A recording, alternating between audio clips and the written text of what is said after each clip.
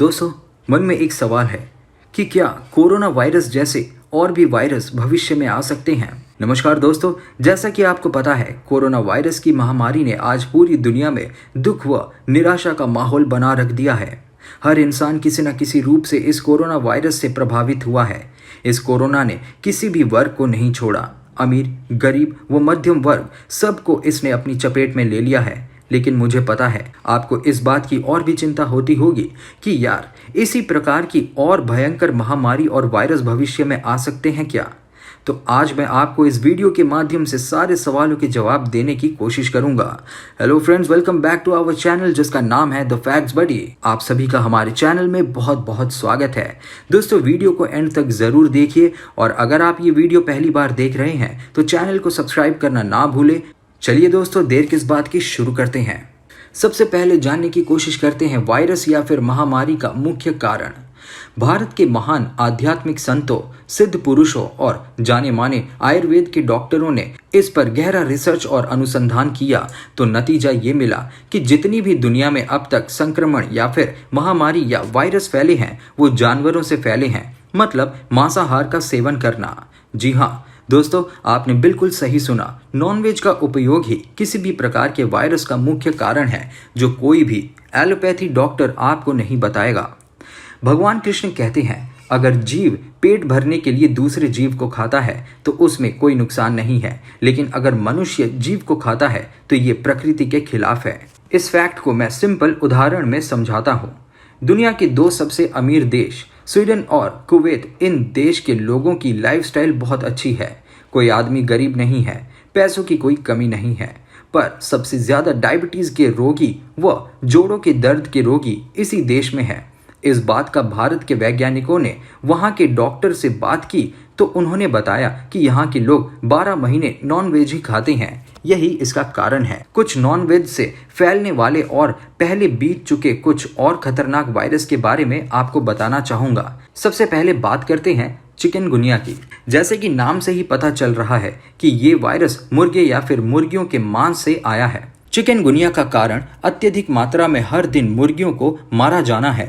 कुछ अज्ञानी लोग बोलते हैं इनका जन्म ही मरने के लिए होता है, जबकि दोस्तों सच्चाई ये है कि ये भी एक जीव है। और श्रीमद् भगवद गीता में तो यहाँ तक लिखा हुआ है कि जो मनुष्य मुर्गी को काटता है अगले जन्म में वही मुर्गी मनुष्य जन्म में जन्म लेती है और वो इंसान मुर्गी की योनि में जन्म लेता है। उसका हाल भी वही होता है जो भूतकाल में उस मुर्गी का हुआ है और इसमें आश्चर्य की कोई बात नहीं है। ये तो प्रकृति का नियम है। इसके बाद हम बात करते हैं प्लेग बीमारी की, जो चूहों के द्वारा फैली थी। आप सभी जानते ही हैं, इस महामारी ने लाखों लोगों की जान ली थी। निष्कर्ष यही निकलता है कि आप अगर धरती पर मौजूद जीव जंतु, कीट पतंग, पशु पक्षी किसी के भी साथ भी गलत काम करते हो, उन्हें दंडित करते हो, तो प्रकृति माता आपको उन्हीं के द्वारा आपको भयंकर सजा देंगे। अब बात करते हैं प्रकृति के विनाश के बारे में। दोस्तों, इसके अलावा भविष्य में ऐसे वायरस आने का दूसरा बड़ा कारण है पर्यावरण का लगातार हनन करना। मतलब लोग आज पैसों के चक्कर में पर्यावरण को ही व्यापार का जरिया बना चुके हैं। आज नोटबुक्स, फर्नीचर, सिगरेट और अन्य वस्तुओं के निर्माण के लिए हर दिन सैकड़ों की संख्या में पेड़ काटे जाते हैं। इन लोगों को ये मालूम नहीं होता कि एक पेड़ बनने में 5 साल का समय लगता है। इसके अलावा जब जब मनुष्य प्रकृति को नुकसान पहुंचाता है तब तब प्रकृति माता उसे सबक सिखाने के लिए ऐसे भयंकर बीमारियों द्वारा अपना बदला लेती है। अब पानी की बात करें तो सिर्फ 1 से 10% शुद्ध पीने का पानी धरती पर बचा है। बाकी सारा पानी मानव जनित गतिविधियों और प्रदूषण के कारण जहरीला हो चुका है। दोस्तों, सभी प्रकार के मानव जनित प्रदूषण भी इन संक्रामक बीमारियों का मुख्य कारण है। पहला, वायु प्रदूषण। ये प्रदूषण न सिर्फ इंसानों की आयु को कम कर रहा है, बल्कि समस्त पृथ्वी के विनाश का भी कारण बन सकता है। वायु प्रदूषण से हमारा ओजोन लेयर निरंतर छेद हो रहा है, जो बहुत अशुभ संकेत है। वायु प्रदूषण से सांस की दिक्कत संबंधित रोग होते हैं। दूसरा, ध्वनि प्रदूषण। ध्वनि प्रदूषण से इन सब से पशु पक्षियों के प्रजनन तंत्र पर गहरा प्रभाव पड़ता है। और ये बात याद रखें, पृथ्वी पर मौजूद सभी प्रकार के जीव जंतु और पशु पक्षी प्रकृति के सहचर हैं। इनके बिना मानव जीवन की कल्पना भी नहीं की जा सकती, क्योंकि ये सारे जानवर उन छोटे छोटे कीट पतंगों को खाते हैं जो मानव को नुकसान पहुंचाते हैं। इसके अलावा पशु पक्षियों का और भी बहुत महत्व है। ध्वनि प्रदूषण मानव की श्रवण शक्ति को भी कमजोर कर देता है। और तीसरा, मृदा प्रदूषण। आज खेतों में सब अनाज व सब्जियों में यूरिया की विष वाली खेती की जा रही है, जिसकी वजह से मानव को अगले 10 से 20 सालों में कैंसर जैसी भयंकर बीमारियां होंगी, जो किसी वायरस से ज्यादा खतरनाक है। यूरिया खाद एक जहर है।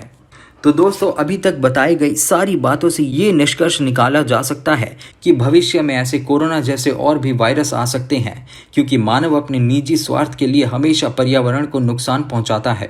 मनुष्य आज वो हर कार्य करता है जिससे इस बात का अंदाजा लगाया जा सकता है कि हर 10 साल के अंतराल में ऐसी बीमारियां आएंगी, क्योंकि वो पानी को कल कारखानों के जरिए भूमि को यूरिया खाद व रासायनिक पदार्थों का छिड़काव कर रहा है, कीटनाशक के नाम पर खतरनाक जहरीली दवाइयों का प्रयोग कर रहा है, जो पर्यावरण ही नहीं बल्कि मानव शरीर को सीधा सीधा नुकसान पहुंचा रहा है।